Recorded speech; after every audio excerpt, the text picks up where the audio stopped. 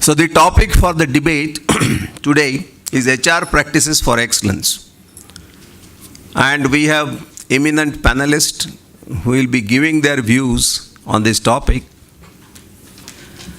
So before that, I will just put some thoughts in front of you. Then I will introduce the panelists, invite them for discussion, presentation, and then we'll have the panel discussion.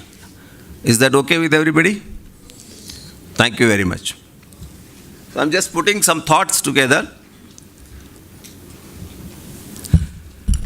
So organizations are struggling to ensure their operational excellence and lean efforts are sustainable to deliver better results year on year. I'm making one statement. That is one of the issues most of the organizations face. Do you agree with this?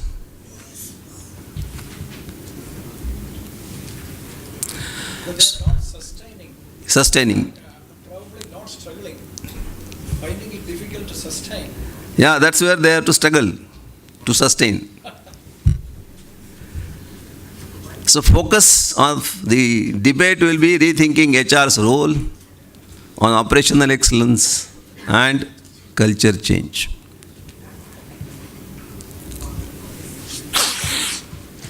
So what I think the key points can be how HR can access talent and strengthen management for operational excellence, how HR can contribute to create value for operational excellence, how do organizations redesign HR strategies to drive a cultural operational excellence.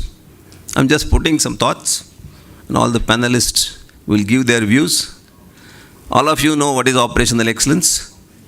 But there are different organizations. There are organizations who have got market leadership.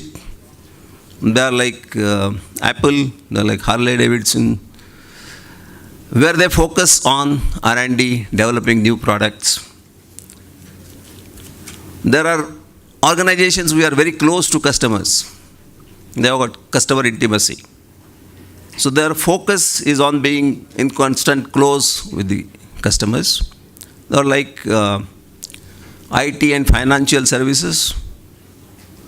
And there are third is operational excellence, where most of the manufacturing companies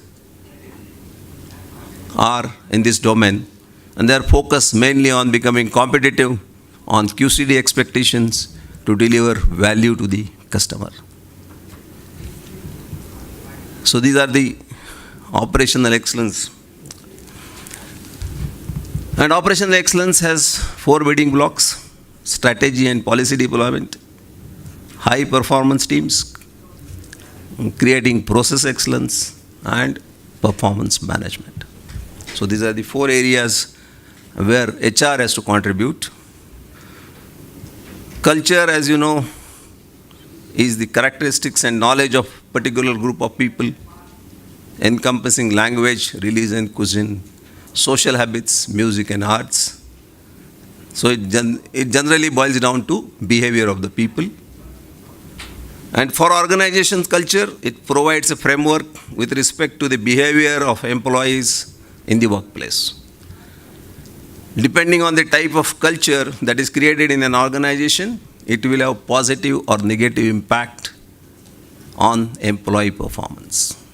So with this background, I think I'll start introducing the panelists.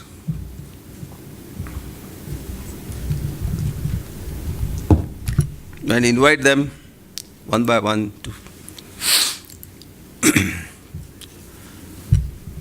So let me introduce you to Mr. Dr. Suresh Kumar. Dr. Suresh Kumar, please come.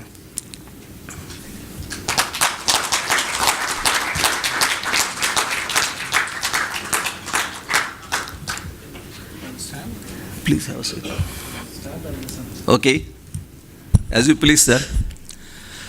So here is a man who has an objective to make difference to the organization through HR deliverables and make HR as a creditable business partner. Dr. Suresh Kumar has 24 years of core experience in strategic HR, talent management, both at operational and corporate level organization, transformation and development, leadership development, employee relations, and facilitating operational excellence. He is currently holding a position of Senior Vice President in Aurobindo Pharma at a different level earlier as Associate Vice President, and he has held this position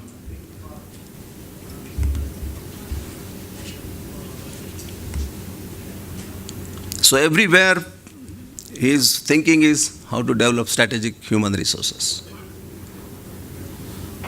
He is leading learning and development, leadership development through competency management approach. He has established Aurobindo Training and Development Center for Aurobindo Pharmaceuticals. So, please give a big hand to Dr. Suresh Kumar. Have a seat, sir. Please have a seat.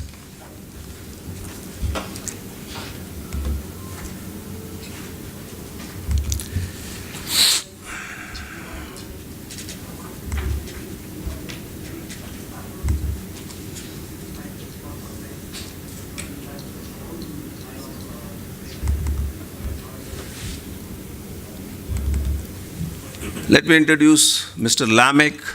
Mr. Lamek, please come.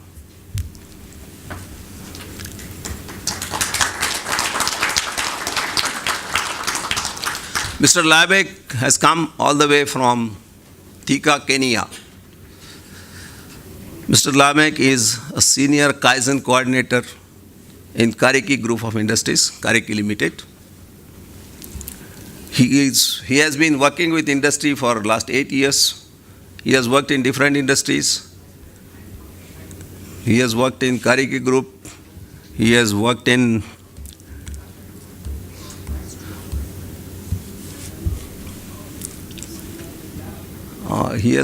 Flower Grower and Exporters, and he was head of quality before taking this role. He has been with Kariki Group for last 5 years. 2013, he was head of quality in High Care Pack House.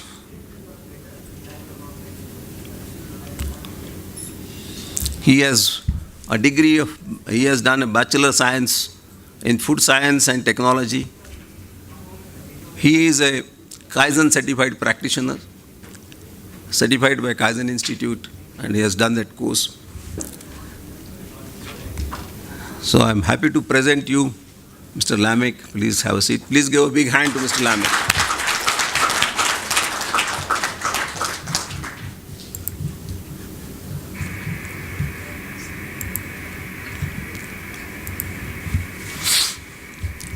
Now I will invite Mr. Mahinda Saranpala. Mahinda Saranpala, please come, sir.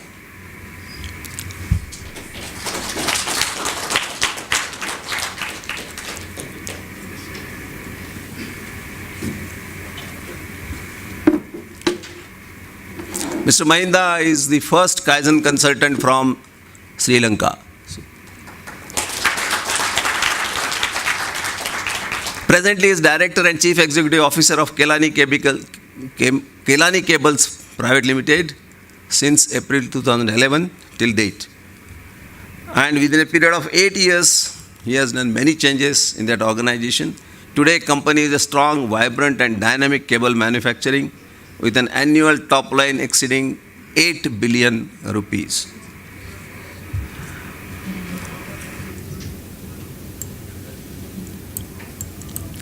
He is Chairman and Managing Director of MS. He was earlier Chairman and Managing Director of M&S Associates as Management Consultant from 2004. He was past President, Japan Sri Lanka Technical and Cultural Association, alumni of AOTS Japan, and presently a member of the Justica Board of Trustees. He is member of Advisory Board of Sri Lanka Association for the advancement of quality and productivity. As I told you, he is the first Sri Lankan to be appointed as Kaizen consultant. He was first to implement 5S concept in a private company in Sri Lanka way back in 1989. Please understand. And provided expertise to implement 5S, Kaizen in 65 companies and enhance their productivity. And 12 of his clients won several national competitions, including 5S Gold Award, Kaizen Gold Award, and National Productivity Awards. So please welcome Mr. Mahinda. Thank you very much.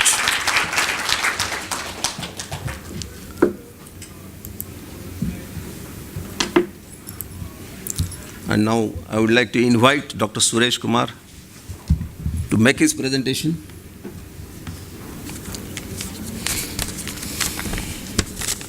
Okay. So, very good afternoon to all of you. So, with your kind permission, I would like to settle down with a 10 minutes presentation. Yeah. It may exceed, another 2 minutes.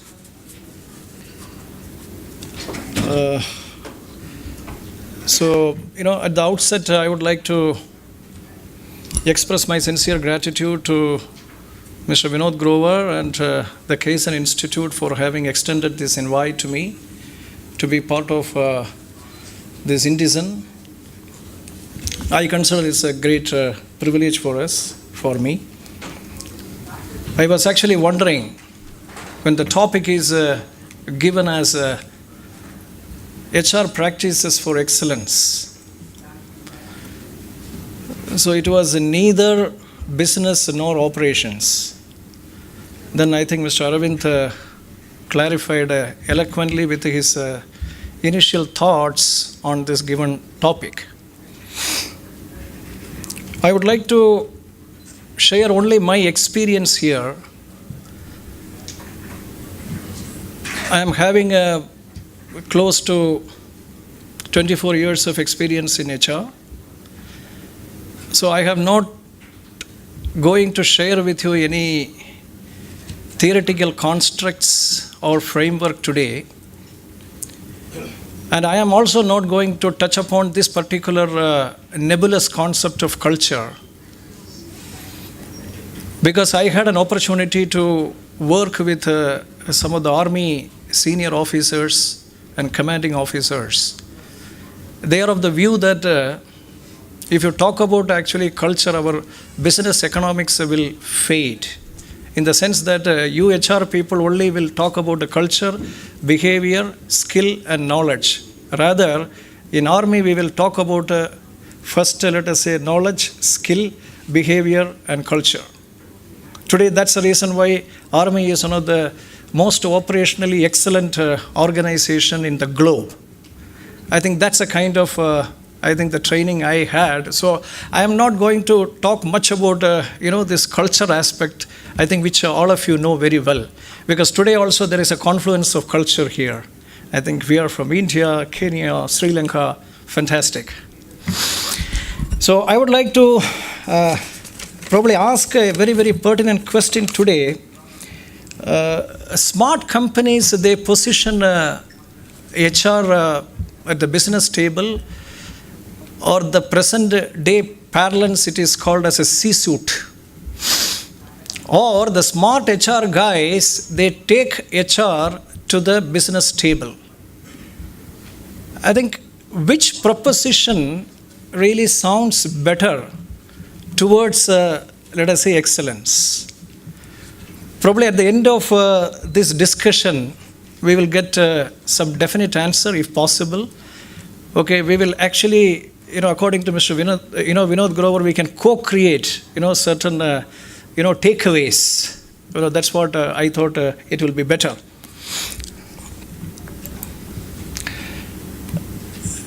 Based on my, the experience, I have scripted, top 10 HR practices for excellence.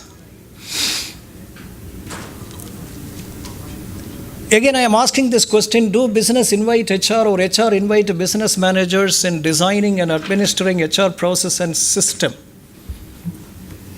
HR is aligned with the business, or business is aligned with HR? So, in my opinion, if you take the HR value chain functions, starting from, let us say, the talent acquisition to employee relation to the exit management, I think if you involve and include, the business and line team, I think probably this is the best way to showcase HR, what HR can do for the business, what HR can do for the people. So, in my opinion, probably we need to think about a structured governance in terms of an inclusive approach, an inclusive, let us say, the stakeholder engagement. That certainly gives HR the edge over other functional areas and determine the business excellence. Because HR takes care of the people. If you see the key pillars of business, process, people, and technology, where the people plays a very, very key role in determining the effectiveness of rest of the two components of business excellence. And HR hygiene, I had an opportunity to work with some of the software firms, plus manufacturing organization, engineering industries, etc. Some companies, they talk about a human capital valuation in the balance sheet at the cost of what? Basic value for human being. Today, in my organization, in any HR review, we will only talk about the basic hygiene followed by higher order needs. For example, in the canteen, the food is served in a very hygienic and in a very, very healthy manner. Conveyance facilities provided to the employees are fairly good or meets up with certain basic standards. Let us say the bandwidth, I had an opportunity to discuss with my IT head, the bandwidth provided to the employees to operate with the systems. So, what I call it as a basic value for human being versus a human capital valuation. I think, we are all experienced people, the importance of this. And HR capability building. In my opinion, HR generalist or the specialist role are getting over. Today, if you ask me what are those typical 4, let us say, evolving skills with HR needs to possess and demonstrate, in my opinion, it is a workforce planning taking into consideration the business vision. That is number one. And number two is the business acumen and business analytical skill. Today, our HR team is sitting here. They know the business KPIs in a fairly good understanding of the business KPIs. For example, OTIF, they know. And region-wise, market-wise, product-wise, I think they know what is the percentage of OTIF and what is that we need to do to ensure that this OTIF percentage goes up with respect to specific market. Okay, so the key is HR business partnership skills. So I don't believe in, we need a recruitment specialist or PMS specialist or learning and development specialist. I think those days are gone. And the 4, HR business structure. I think operational excellence is getting replaced with a integrated business excellence model or integrated manufacturing excellence model today. Because in operational excellence, probably we confine our, let us say, the framework only to certain key operations and processes. But today we have to think beyond operations in terms of, let us say, all functional domains. I had an opportunity to work with the Pfizer people. When they talk about, let us say, operational excellence, they always infuse the sense of inclusiveness with respect to the functional domain. Okay, you are part of HR. Can you talk about, let us say, supply chain? What are those key challenges? They would like to know the key challenges of a supply chain from the functional managers, though I belong to HR. And the supply chain professionals, they will talk about the challenges in operations. That way they try to, let us say, identify certain abnormalities in the system and then try to address it through integrated business excellence model. So in my opinion, the business excellence is a 60 to 70%. That is my opinion, my personal opinion, is people, and 40 to 30% is technology. So therefore, what structure of tripod? Here the tripod, what I would like to say is that, HR being the facilitator, and your established seasoned line manager should lead, should champion this operational excellence, and so-called operational excellence professionals should work in the back end, unsung heroes. I think this tripod will ensure that so-called the sustainability as an issue which Mr. Aravind talked about. I think to a considerable extent we can address this particular dilemma. This is our experience and I can authentically tell this. So, there was a discussion in the boardroom. Should we, let us say, appoint an operational excellence specialist to lead? Because if an operational excellence specialist to lead, certain sector of business, he is expected to possess, the knowledge and skill at the granular level. But at the same time, if the operational excellence guy collaborates with this line leader who is established in the system, there is an all-round synergy. And HR will certainly facilitate this whole change management process, because this is basically a change management process. And implementing right HR philosophies or value proposition. See, creating an enabling positive work culture. But because here, what I would like to probably share with you is that if your HR philosophy is, let us say, restricted only to, let us say, the cost optimization. Today I had an opportunity to discuss with, let us say, Mr. Vinod Grover, what is the evolving area today.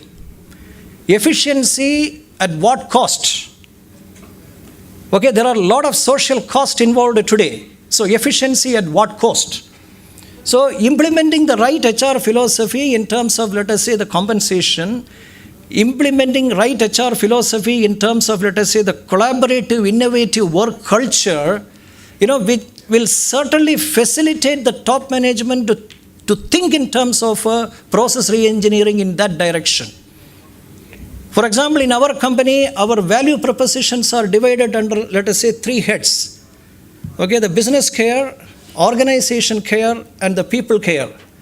All these value propositions are very, very categorically clarified. So as a result, what is happening is that it is not relegated to only one microscopic level of, let us say, objective. It is an all-encompassing, the value proposition for the whole organization. And then separation of administrative role and HR role. Today, thank God, I think I am not at all taking care of administration. As a result, what is happening is that I myself will feel that we are really adding value to the business process and the people development process. So it is a high time that HR and administration, that is 18th century model, I think should be replaced with HR. And 7, improving employee-facing tech HR systems. Well, I will tell you today, our experience is that when we had this PMS being done a semi-automatic manner, semi-online, the people used to have a lot of questions about so-called the bell curve. I think most of us are familiar with this bell curve business, because anyway, within another 30 days, we also get into this bell curve syndrome. Now, when we implemented, a very transparent business process model which is based on organization care, business care, and the people care, the people started carving out KPIs based on these values and upload this in the system. Okay, of course, we facilitate in terms of how to set up a smart KRI. So these are all the different ways by which, the smart HR people make it so proximate to the business decision making forum. Right? And now, once they complete their appraisal process, the so-called this villain curve appears before them. And when the villain curve appears before them, we started calling it as a talent curve, not a bell curve. Now, let me tell you, sir, today, HR people are not spending time on managing this villain curve. Rather, it is important to identify the top talent of this organization for business excellence. So that's how I think it is. You see, I will tell you, see, all our line managers are busy except HR. I am very sorry. In any company, if I go there, all line managers are busy because they are number crunching. Their accountability is restricted to number crunching. Very good, sir. Now, when we share, let us say, so-called suitable profiles for recruitment, they will take their own sweet time and then start blaming HR in the monthly review meeting. HR is not providing a suitable, let us say, profiles or CVs. Now, today, okay, so, yes, I am having a lot of takers now. Most of them are from HR. Now, let me tell you, sir, we actually introduced a process called a talent recruit, which is driven by artificial intelligence and machine learning. The moment they raise the manpower intent with all specification, date is clocking for them. The so-called the schedule of recruitment started clocking for them. As a result, what is happening is that your TAT time, that is the turnaround time as defined in the HR manual process, started scrupulously adhered by these line people. For example, grievance handling. Now there is an online grievance handling system. SOP is very clearly defined. The so-called culture building, so-called this engagement happens only you have a so-called the employee-facing tech HR system. I was talking to some management students about 1 month back. We don't know. I think line managers and HR, they are going to interact with robots, not human beings, let us say 10 years down the level. So it is a high time that I think we need to improve the employee-facing tech HR system. I call it as a tech HR system. This is my usage that is in-app. In-app, to me it stands for information apartheid. So far, for example, in PMS, HR thinks that, it is their domain to keep all the sensitive, let us say, data relating to, let us say, employees' career progression. I said, let us be very, very transparent, share this information along with, your PMS system through online. As a result, let me tell you, we started empowering the line management people, and we started facilitating the line management people through online system. As a result, today HR is having a lot of time to talk about how to retain top talent in the system. How to discuss about, let us say, talent repository in the system. How we can improve leadership competencies, particularly at the middle level, because the middle level is very, very key to drive operational excellence. And measuring both HR, operational and business metrics. For example, today we started measuring a top talent, if it leaves, how this is going to impact the business delivery of the particular unit, manufacturing or the packing. Per capita production we started measuring. As a result, any talent which leaves, what is going to be the delta it creates? And started sensitizing the people. And developing new HR colleagues or capability. Unfortunately, let us say the production manager, he will plan and he will execute the plan. Maintenance guy, he will plan and he will execute. Supply chain, he will plan and their team will execute. But HR will plan, then who will execute? HR is heavily dependent on, let us say, other stakeholders, in the system. Now, it has got both pros and cons. So, HR needs to embrace, let us say, the line management people as the core vector. As the core vector. Today, quality marshal system, we are actually trying to segmentize this line management people based on the functional importance to the business delivery. Let us say the quality, let us say the production, let us say the QC, let us say the BD. So we started, let us say, augmenting their capability and creating, let us say, the new collegium system in the organization through various intervention, change management initiatives. Rather than addressing all these issues at one go, keeping, your bandwidth so wider. So HR becomes so unwieldy, and finally one day managing director told me, Suresh, you are so passionate, but we are not seeing the visible result.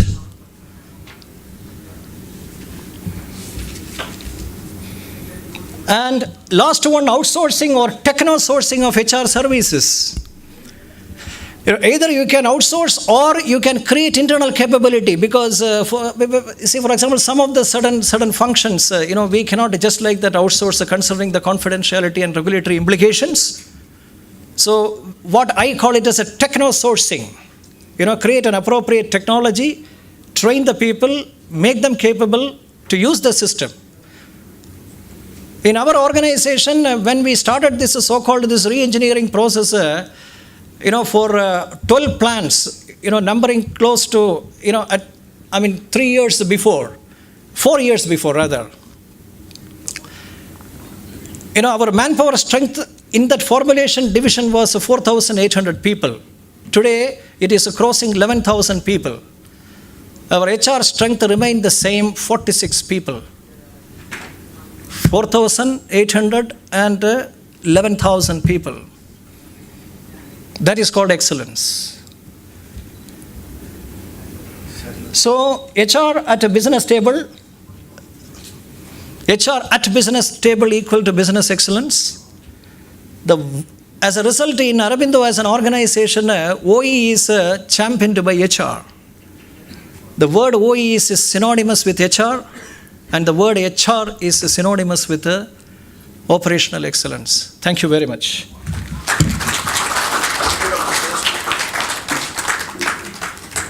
Thank you, Dr. Suresh Kumar. Can I invite Lamik for his presentation? Or you can speak. You have presentation. Yeah. When I say InDesign 2019, respond by saying people in operational excellence. InDesign 2019. Oh my goodness. InDesign 2019. People in operational excellence. My name is Lamek Nyamosi Hesabo. I work for Kariki Limited. Kariki is a company that grows flowers. It is based in Kenya. It is comprised of 10 farms, that is 7 farms in Kenya and 3 farms in Ethiopia. I coordinate continuous improvement activities across the entire group. These are some of our products. We basically deal with summer flowers. I know when we mention about growing, especially flowers, most of you will think of roses. So we basically do summer flowers and partially roses. Now, I want to give my insight in our Hamuka journey. Some of you could be wondering, what is this Hamuka? Well, Kaizen is Japanese, but for us, we christened it to Hamuka, Hatutaki Muda Kariki. Means So say no to waste in English. So that's why I'm a Hamka coordinator. Friends, I want to take some time, little time, so that I can share with you my story regarding our Hamka journey in operational excellence. Kariki Group not only grows flowers, but we grow people. And in turn, our people grow flowers. Now, our Hamka journey started in the year 2012. It was really a challenging journey because most of us seated here, we are from automation, manufacturing industries. And for us, it was like, how do we begin? Nobody in farming doing Kaizen, how do we start? But that could not stop us from starting. We went for a benchmarking in a processing industry and learned the concepts. And with the help of the Kaizen Institute, the year 2012, we began our Hamka journey. Friends, before then, things were chaotic in Kariki operations. There were no standards at all. Our people were not respected at all. The company was being run by 5 brains. That is the HR manager, production manager, pack house manager, the CEO, as well as the accountant. 5 brains were running the company. We were not really taking care of our people with the dignity that it deserves. Being a farming business, at times our people could take their meals just beside the fields, which wasn't really good. Our people could come, hang their brains at the gate, then wait for instructions from the 5 managers. When the Kaizen Institute visited in 2012, numerous opportunities for improvement were discovered. A lot of muda in our systems. And the number one muda was the non-utilization of people potential. A company of 300 employees, that's one of the farms. And when across the group, currently about 3,500 employees, was being run by 5 brains. This had to change. It had to change. I'm going now to speak about our Kaizen, our Hamka culture. How did it happen? What changed? Friends, there was total paradigm shift. Culture is about beliefs. It's about values, about practices. We changed our way of doing things. How did we change this? We embraced daily Kaizen. We provided SOPs at the Gemba.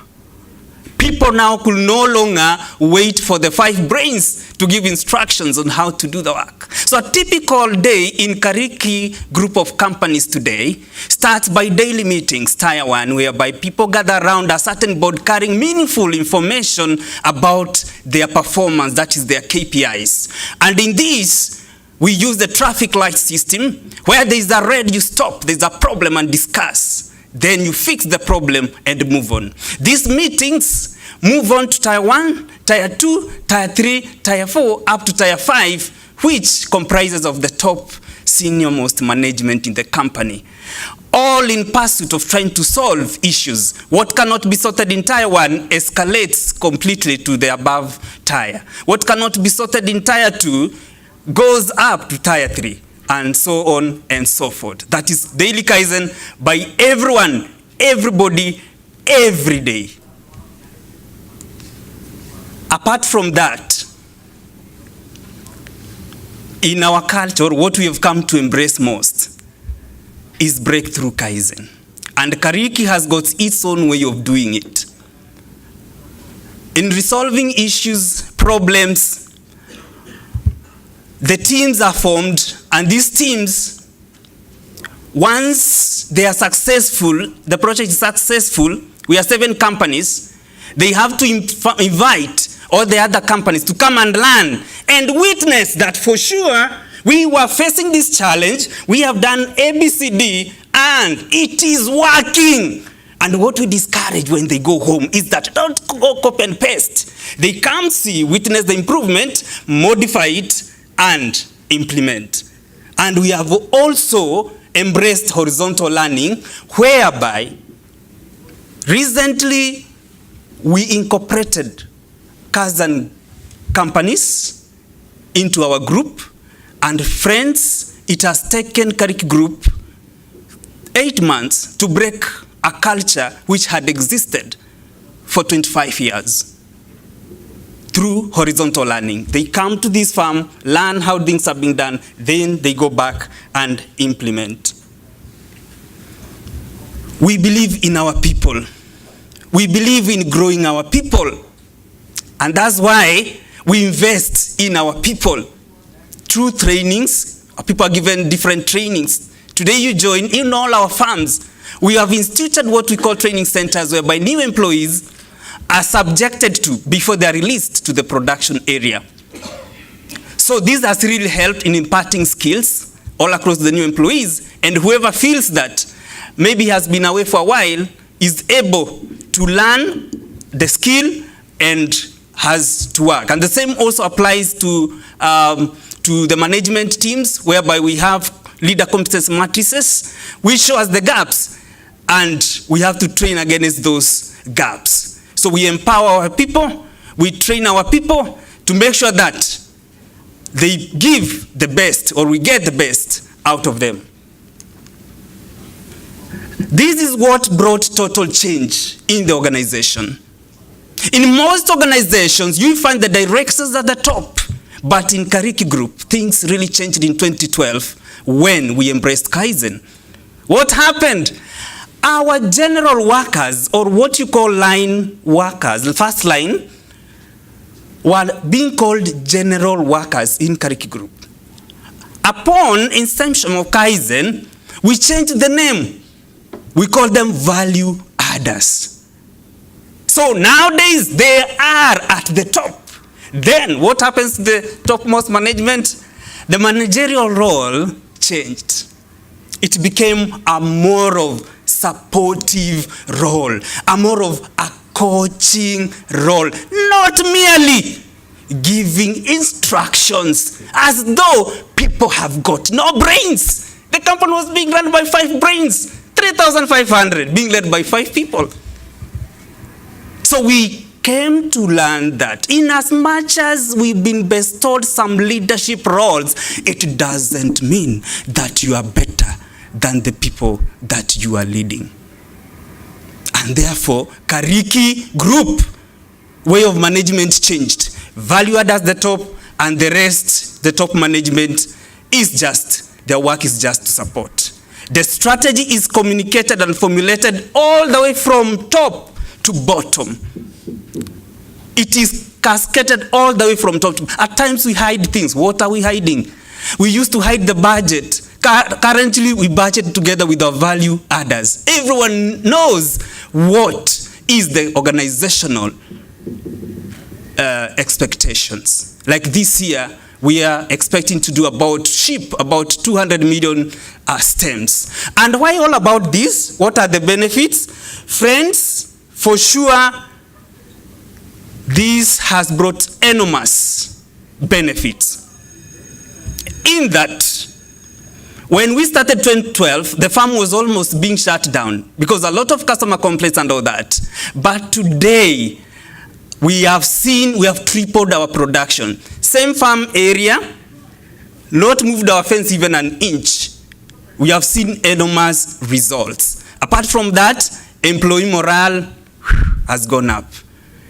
Minimum customer complaints.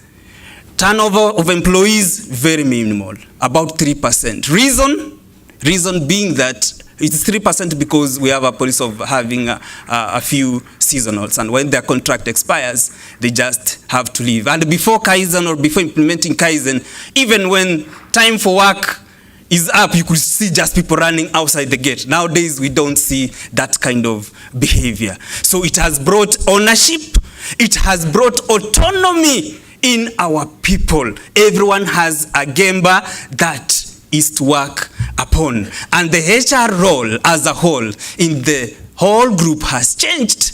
Somebody may ask, how has the HR role changed? HR was considered to be high and fire. Today in Kariki, actually, HR goes out to the fields to do productive work. She goes to the Gemba. They go to Gemba. Reason being that value adders, 80% of our problems, we have made everybody to be a problem solver. And therefore, HR role has been redefined in Kariki group, not issuing warnings, hiring and firing. It's all about innovation and development of our people. Friends, before I sit down, I would like to share with you some slight videos so you see how we interact with our value adders, how we share across the entire group our learnings, and some of the ideas do not go unrewarded. We reward best ideas that are implemented and that have worked. Please, this is a 1-minute video. I hope you will enjoy.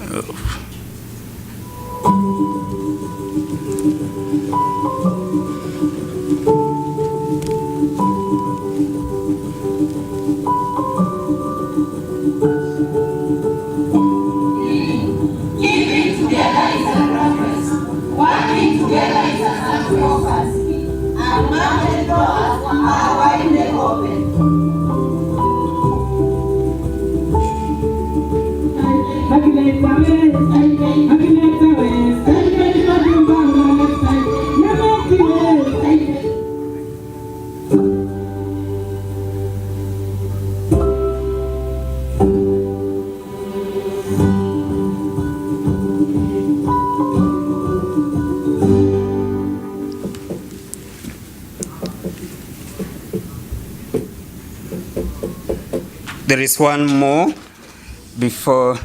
We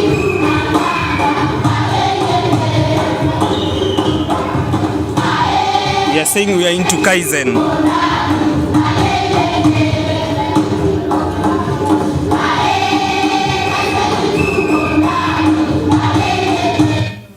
Thank you very much. We grow our people, and in turn, our people grow flowers. Thank you. Thank you, Lamek, for your thoughts. Now I invite Mr. Mahinda Sanpala. Yeah. Good afternoon, ladies and gentlemen. I bring greetings from Sri Lanka, and first and foremost, I thank Vinod San and Jayan San for inviting me for this very important event. Today, I shall talk about the growth this company has gone through. We completed 50 years of service to the nation. We manufacture cables and wires, accessories, and whole heap of things connected with electricals. So I have been there 8 years, and you see the numbers. The growth has been on top line 158% and bottom line 109%. How to reach all this, I shall share my experiences, what I did.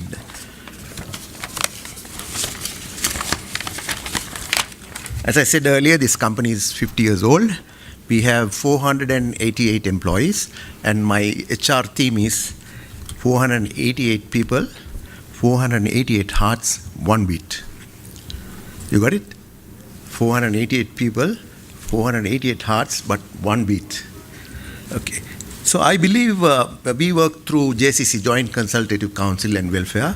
We don't have trade unions, and they are given authority and freedom to talk, to develop the company, improve the things. And I'm a firm believer of MBWAB, which is called management by walking about. where you get an opportunity to see what's happening, the reality, connect with people, right?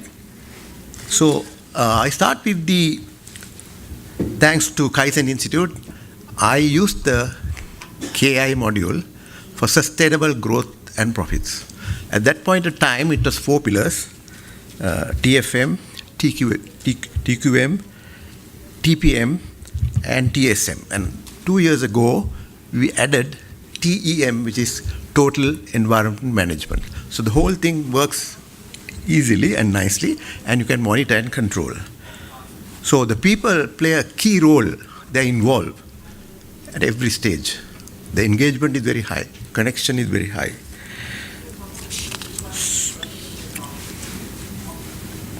So I was there prior to taking over this assignment as a consultant for 4 years. At that point of time, I was able to change the company. They didn't have 5S, but I implemented 5S, a little bit of Kaizen. Then I finished my assignment after they won the Gold Award, Justica 5S Gold Award. I finished my brief, I went off. Then 2010, our chairman invited me to become the CEO of the company. Right? I had owned my consultancy firm. I thought, okay, give it a try, and they wanted me to improve the company. Freedom was given. So I came in 2011, running in period was 3 months, because I had been there earlier, and I had a very dynamic team, right? I think Vinod-san has visited this company a couple of years ago, and so I'm proud to say that leading a very dynamic team, very young team, 9 MBAs, 3 in the pipeline, 9 AOTS return trainees, including me. So the wavelength was easy. They knew what I was talking about, and therefore I was able to have sustainable growth and profits, and these numbers will show you. Then I will talk about a little bit of 10 C's of employee engagement. Most of you know, but I used it to the maximum, right? So I would say, what is employee engagement? An engaged employee is a person who is fully involved in and enthusiastic about his or her work. Engaged employees care about the future of the company and are willing to invest in discretionary effort to see that the organization succeeds. Engaged employees are more productive than their disengaged counterparts. Engaged employees believe that they can make a difference in the organization they work for, and their efforts are valuable. So what is engagement and involvement? Many employees go through their daily grind mechanically, but do not bring passion into their work. Never mistake activity for accomplishment. You can have involved employees without engagement. Just checking the box is inadequate. Employee engagement has relatively little to do with macroeconomic math statistics conditions. Instead, it is the unique element of working, unique elements of work, of the work experience and influence of their leaders that are most likely to influence engagement. As I said earlier, however much I have work, I do a daily walkabout every day. So I meet people, I see what is happening, and I use the camera, 5S Kaizen improvements, and send a photo to the manager explaining what is wrong. Within an hour or two, things are done, and they reply. So another good way to engage. Use new technology, right? So the 10 C's of employee engagement are, connect, career, clarity, whatever we say, vision, whatever it is, 100% clarity, convey the message, congratulate when they do something good, right? Contribute, you contribute also to the growth of the company, control wherever necessary, collaborate, high credibility. For the leader, they expect very high credibility. If you say something, deliver it, otherwise go on, right? And confidence, right? So connect. Managers should connect with employees. If you don't go around, if you sit in your room, you can't connect with employees. So you need to walk around. MBWAB, management by walking about. You come across various people, problems, work issues, working environment, all those you can solve if you walk around. Otherwise, you have to get second-hand, third-hand information, right? If relationships with their managers is fractured, then no amount of perks will persuade employees to perform at top levels. Employee engagement is a direct reflection of how employees feel about their relationship with the boss, right?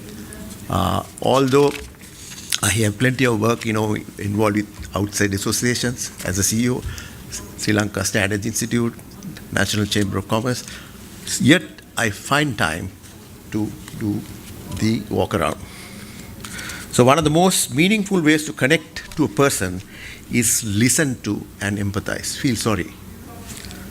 Empathize doesn't mean you have to agree with the person, but showing that you understand their perspective and tolerance of other views is a mature experience approach. Always make it a point to listen to their problems. Career. Leaders should provide challenging and meaningful work with opportunities for career advancement, right? Now, after me, I have developed 3 GM level guys. They were not GM when I went, but operations, marketing and sales, finance. Below them are the set of senior managers, right? So they know in time to come where they will reach. Organization must provide job rotation for their top talent and assign stretch goals. It's good to rotate, then you become an all-rounder, right? Are people accountable for progress? Are jobs enriched in duties and responsibility? We have for everyone the job description and a job specification. So each one knows what to do. When you want to, if there's a vacancy, you want to advertise, job specification is there. So easy, right? So good leaders challenge employees, but at the same time, they instill the confidence that the challenges can be met. So clarity. Leaders must communicate a clear vision, right? We have the public address system, we have morning meetings, we have pocket meetings, right? So all those opportunities we communicate. People want to understand the vision that senior leadership has for the organization and the goals that leaders or departmental heads have for the division, unit, or team. Success in life work depends critically how clear individuals are about their goals and what they really want to achieve. People need to understand what part they will play in the plan strategy to meet the goals. So all these things are aligned to our business goals. We have been growing very well, and to be a 8-9 billion turnover company in a cable industry, it's not easy. It's one of the most difficult industries to manage. You have copper, you have aluminium, we have PVC, right? So good leaders establish processes and procedures that help master important tasks and facilitate goal achievement. The processes build habit doing in the correct way from the start. They also receive and give a feedback. So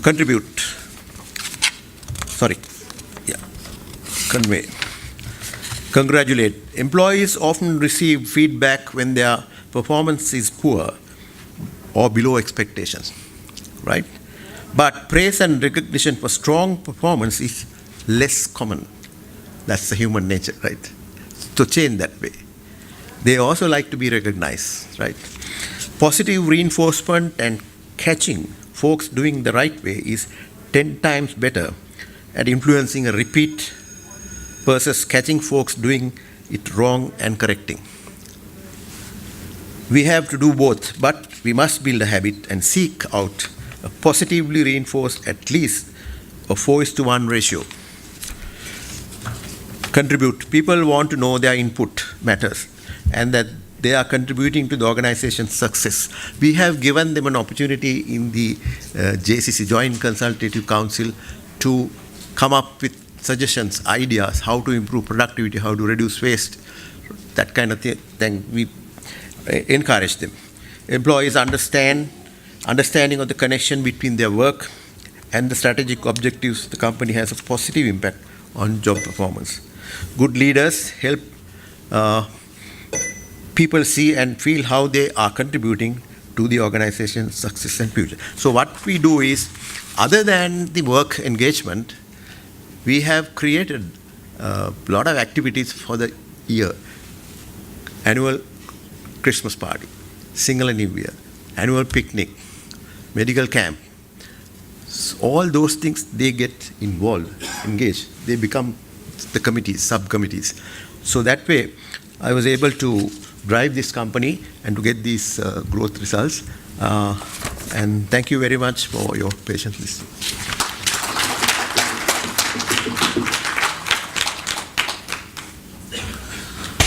Thank you, eminent panelists, for your views on the topic. Now the floor is open for questions from the delegates. So, yes.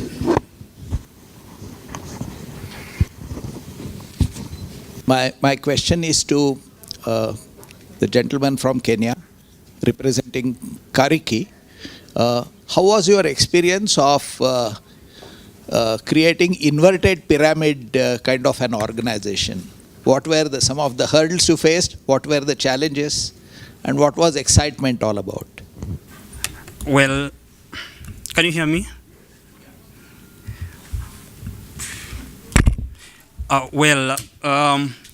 We really faced numerous challenges in our Hamka journey, given that this is something which is being practiced all across other industries, but not in the agri-business. But friends, what really made us move forward is that we grasped the concepts. And the concept is one. If guys in the automation industry, if you oil your machines, if you do AM into your machines, who are our machines as farmers? Farmers, we do the job manually. We use our hands. And therefore, we had to rethink how to do AM on our people. And the AM on our people was to value our people. Consider them as they have brains. Consider them as they can think, they can reason. And therefore, what changed in the entire scenario? What changed? It is the environment. So the HR role was to create a conducive environment for the people's performance to thrive. And that brought the excitement. Our people had now the autonomy to express themselves. Our people had the autonomy to use their skills and exploit their potential in full, with the change of management role from merely directing into supportive role, coaching role. Thank you very much.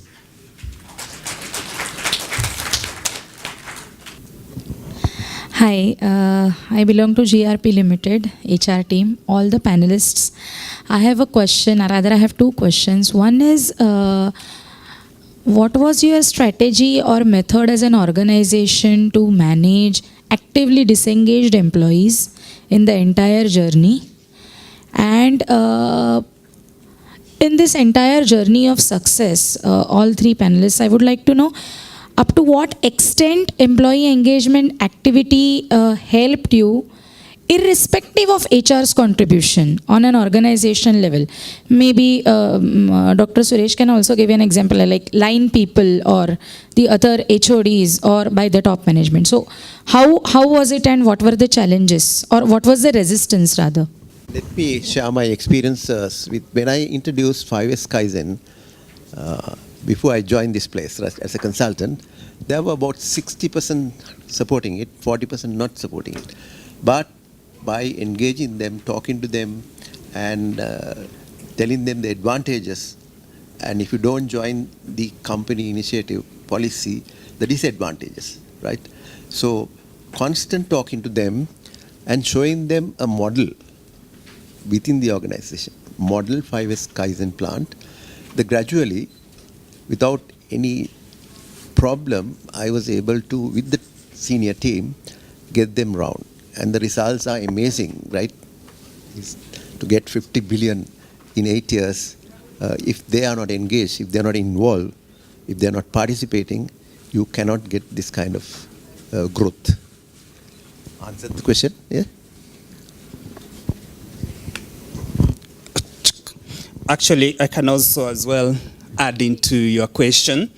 The actively disengaged employees, what we did is that we subdivided our employees into small groups called natural teams, people with the same KPIs or doing similar activities, groups of about 4 to 12, and being led by a team leader, one person of their own.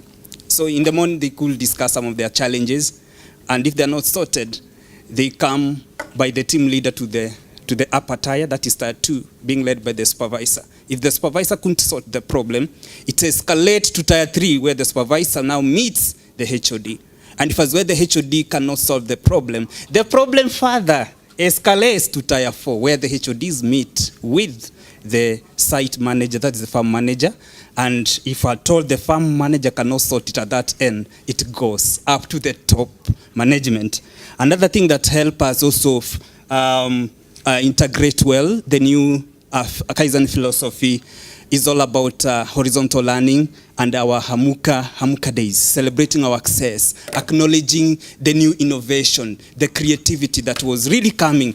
The silent ones, I'm not a psychologist, but there are those guys who are very silent, who cannot talk. They were able now to talk, express themselves. A conducive environment came up where people could now freely express themselves. And now this was working into their advantage. And by so doing, they have embraced fully Kaizen. And to finish it all, onto your question, resistant means there is lack of clarity. If there is some form of resistance, it means things are not clear, things are not understood, and therefore the HR has really all the entire management to make issues clear. I told you one good example is our budgeting. Farm being run by 5 brains, they could hide in the boardroom, do the budget, then bring for the value adders to execute. Things changed. A budget is done, then we share with them across, we get their views. We involved our people in all our strategies. And any strategy from the top was communicated downwards with clarity. And any issue sorted. If not sorted, it took the entire system to reach up to the top management. Thank you very much. There is an abstract model versus a practical model to deal with engaged talent as well as a disengaged talent.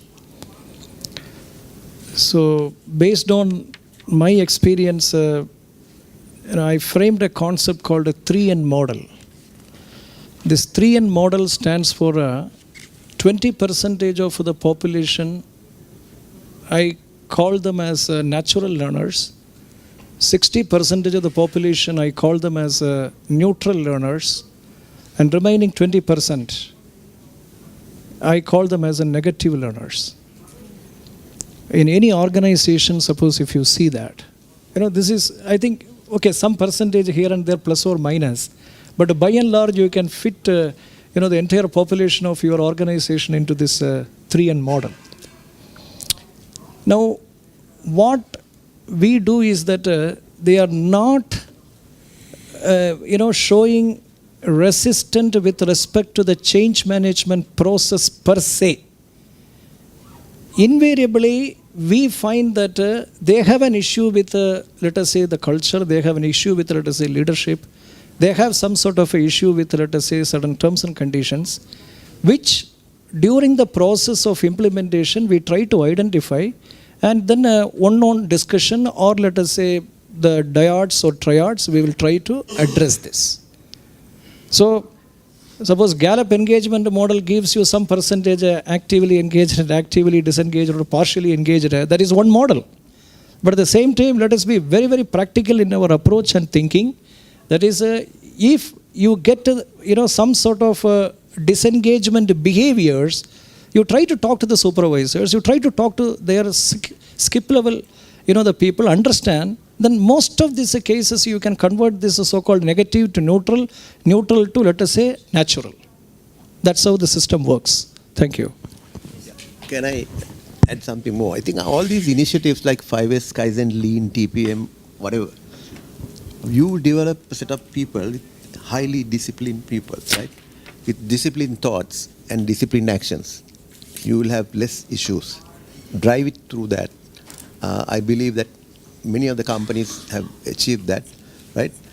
Disciplined people with disciplined thoughts and disciplined actions. So even the religions teach that, right? So thank you for your patient hearing. Sorry. Any other question from anybody? Hi, I have a question that attrition is good or bad for organization and operational excellence purpose. Repeat the question, please. Attrition is good or bad? From the operational perspective, it is not so good. And for the organization? For the organization, the controlled attrition is it is desirable because you get new brains, new blood, that will excite the the circulation of flows in the system. And today So this question cannot be answered like this. I think we will also connect offline. Yeah, obviously. Thanks.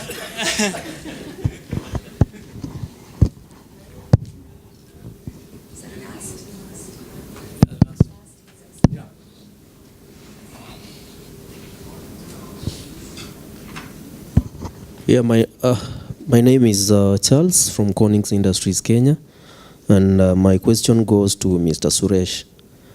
You talked of the middle management team being very important or very critical when it comes to operational excellence. So what I just maybe wanted to hear from you is how an organization can build a winning kind of a middle management team, because sometimes you find issues come or emanate from that point.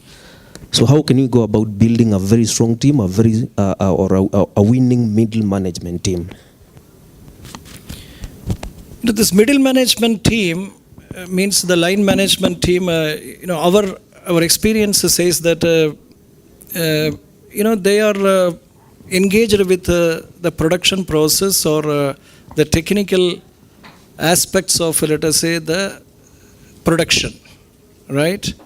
But at the same time, what is their level of awareness with respect to, let us say, human resources aspects? Let us talk about the skill distribution of his own team or her own team in the system, or their percentage of absenteeism or attrition percentage. If you start sensitizing the line management people about their role in creating an engagement with the help of these data points, our experience shows that they are more sensitized, and that's the beginning of the line management getting into the role of a people manager's role. So once you create that kind of an awareness and sensitize the line management about their larger goal, not only related to, let us say, the production or the core production activities, then they start realizing their role in connecting with the people, not as the people as a factor of production.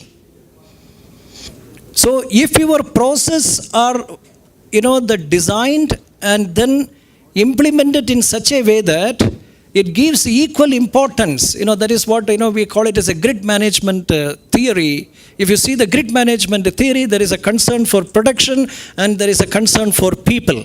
So if you start sensitizing, that's the first stage, in developing these line managers as leaders in the system.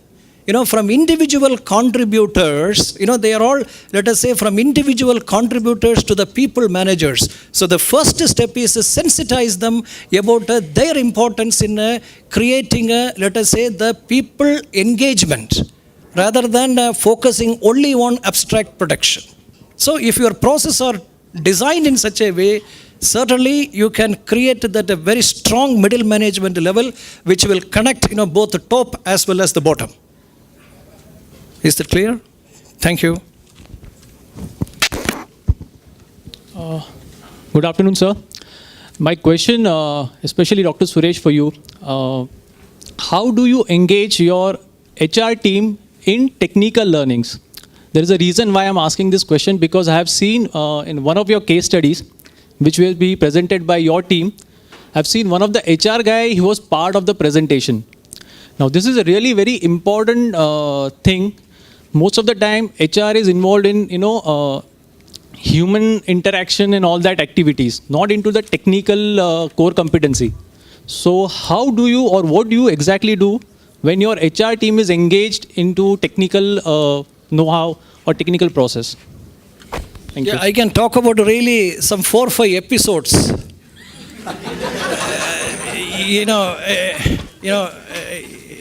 Actually, people started calling me as the business manager rather than HR manager, to be very honest with you. The thing is that I think thanks to Kaizen Institute, I must really put on record. The Kaizen Institute, started, the Kaizen Institute that, the intervention started giving us a new shift in our thinking. Let me put it straight. The one change which we have introduced in our day-to-day process is daily Obaya. Obaya meeting. Obaya means, I think Kaizen Institute is, the right institution to talk about Obaya. Though I have been practicing this Obaya, it is a very large room where business metrics are visibly, put in and then discuss on importance of each metrics, in a granular manner. That is called Obaya. It's nothing but it's a dashboard room. Because the high-tech people, they will call it as a dashboard room. Okay, so I call it as a dashboard room. So in the dashboard room, where we call, let us say, I have, 4 verticals. One is talent management, other one is employee relations. We call it as LLC, that is learning, leadership, culture, LLC. Learning leads to leadership, leadership leads to culture building. And then finally, operational excellence. So all these 4 verticals we have Obaya meeting. In that Obaya meeting, absolutely there is no rank and file consideration. Devoid of any rank and file consideration, people needs to discuss about the impact of, let us say, talent management on business delivery, impact of LLC on business delivery, impact of ER on business delivery. For example, if the statutory, the compliance goes ups and down, how this is going to create a credibility crisis in the organization. So there is going to be an impact on the business. And then operational excellence. Our the operational excellence friends are sitting here. We have this KPO forum that is called Obaya Room. So this is how we started what I call it as indoctrinating, the HR verticals about the importance of people, about the importance of the business. Thank you.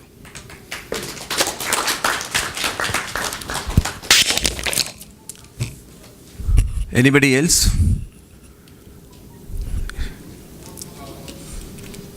I just had one question regarding, you spoke regarding greater democratization of information and sharing of the same with the stakeholders. So how do you deal with this when you have to look at in terms of confidentiality also? So information sharing versus confidentiality.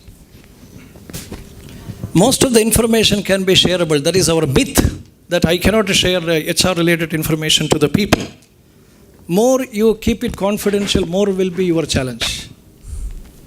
For example, you start with HR department. How many HR heads, they keep all their confidential so-called files confidentially in the locker? In my cabin, there is no locker. No confidential file.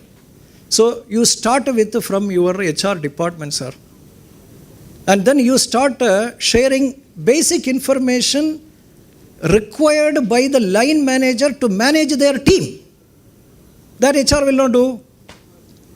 then you cannot blame Lane. Na? So therefore, technology will act as a facilitator here to share basic, the information and data points in managing people down the level. So our experience is that if you actually adopt technology as an enabler, okay, and then you have some sort of what I call it as a give more and take less attitude. You give more and take less.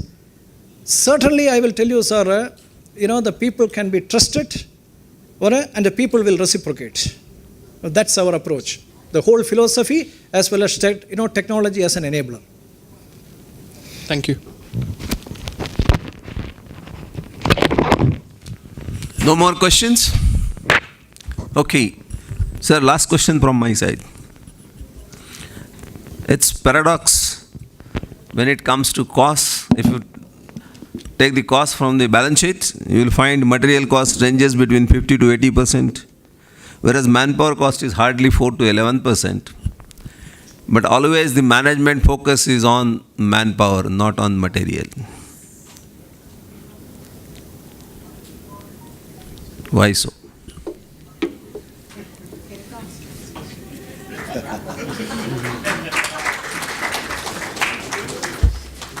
You would like to take, or I will start? Anybody who would like to take? Because all my thoughts are sometimes revolutionary in nature.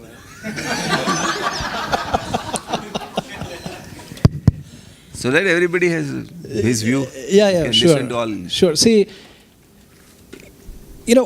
what is this management interest to optimize this manpower? I have been part of BCG-enabled manpower optimization process, PwC, KPMG, Big Four. The intent of the management, let us appreciate. That is, lean management and optimum productivity. That message they need to drive down. From that perspective, I think the management is right. So here, the integrated, the business excellence model, we are dealing not only with the people, but also, let us say, the material cost as well. Today, we started actually discussing, see, if you see 70-75% of our overall cost goes to material. 70-75%. So today we have a separate, what we call it as the Kaizen group, which deals with how to, even that 1%, 2% is going to have a tremendous impact on the bottom line of the company. Absolutely. So this, in my opinion, this is an intent on the part of management to give a communication very clearly to the people down the level that efficiency should not be compromised. Yeah. That's my view. Ladies and gentlemen, I have a totally different view about manpower cost versus other production costs. Actually, this was one of the hurdles that we had to overcome with our CEO when we wanted to implement some of the Kaizen initiatives in our organization. And the question that we posed is that if today an automated institutions wants to do much better, what will they do? These people will have to go for the best machines ever, so that to increase or the efficiency or rather than their output. And therefore, we also questioned, asked ourselves that if we really want to do good or want to do better as a company, what do we go for? We just invest in our people. So that really answered this manpower versus material cost. And he had to buy in the idea, and much more focus is being given in investing in our people, vis-a-vis the material cost. Thank you. Yeah, let me add on. I think most of the companies have some variables now in terms of we buy copper, aluminium, PVC. When the dollar goes up, price goes up, right? So we are very careful in controlling. We are around 72% of the total cost of material. Manpower cost wouldn't change unless it's 1 year. Annual reviews, right, increases, EPF, ETF, all that. But material cost is very important to a manufacturing company to maintain the bottom line. So it varies from company to company. Thank you. I think we are at the end of the session. We already overshot the time. The tea break is there.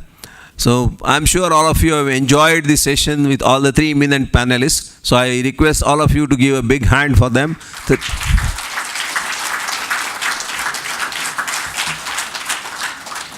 a big hand to the moderator as well. So on behalf of Kaizen Institute, as a token of appreciation, I would like to offer Dr. Suresh Kumar.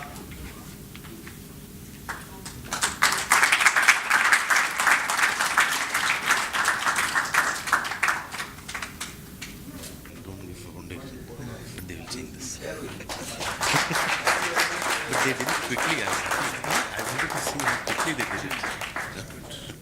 Because that feedback is what is helping to improve. And Mr. Mahinda Saranbala. Thank you very much, sir.